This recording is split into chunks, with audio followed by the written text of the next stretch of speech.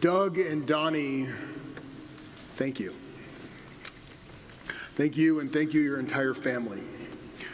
Thank you to all of our lay leaders and our donors, our partners across the entire city, our interfaith community that carried us the entire way. Thank you all. This was an audacious, bold vision. It's historical in scope and reach.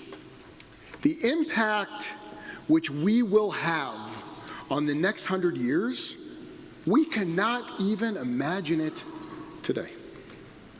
The past 13 years of this project, it's been one where the depth of what our ancestors did for us has left so many of us in awe. It was just 260 members of this synagogue who built this for us. They did this when the world was in decay. They just came out of their pandemic in 1918. And they built this sacred space because they were thinking about us. Before any of us, except for Rita and Adele, were even born. Those 260 families, they built this sanctuary with 2,000 seats for us, since they did not have enough people to even fill this place. The seat that you're sitting in, it most likely, it was never sat in by those original families that got together to build us this place, because they couldn't have gotten close to filling the sanctuary. But they put that seat there for you. They put this floor here for you. They put this ark here for you.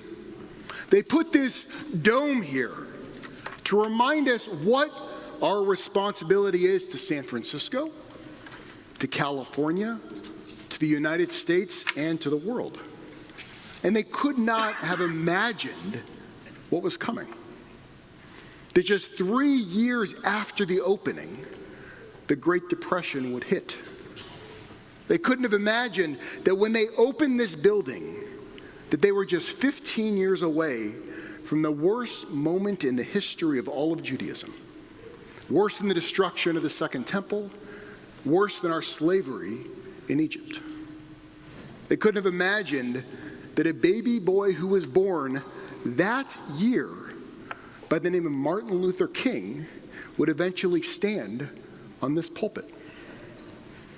They couldn't have imagined that a little girl who lived behind the sanctuary here and grew up in this synagogue would grow up to become mayor and one of the greatest senators in American history, Dianne Feinstein.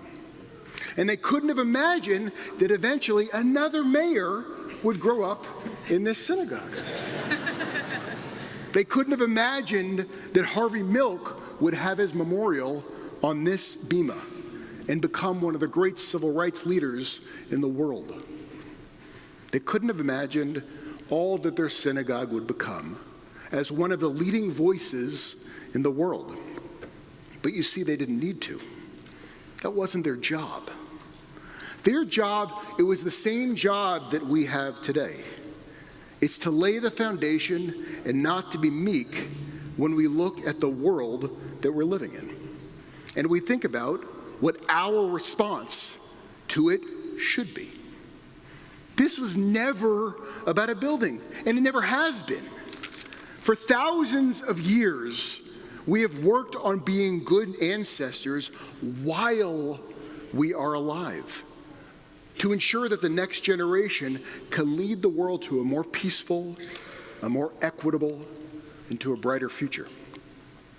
And the goal, it's never changed. The world needs hope. The world needs leaders. The world needs revolutionary mensches.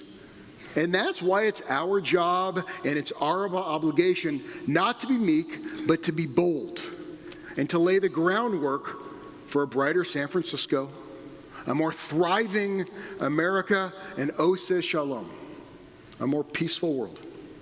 So that in 100 years, this synagogue and that courtyard, which we were in for the very first time tonight, will be filled with those mensches that try to imagine what those chutzpahdik Jews of 2025 were thinking. How they could be so audacious that they would create a home for them.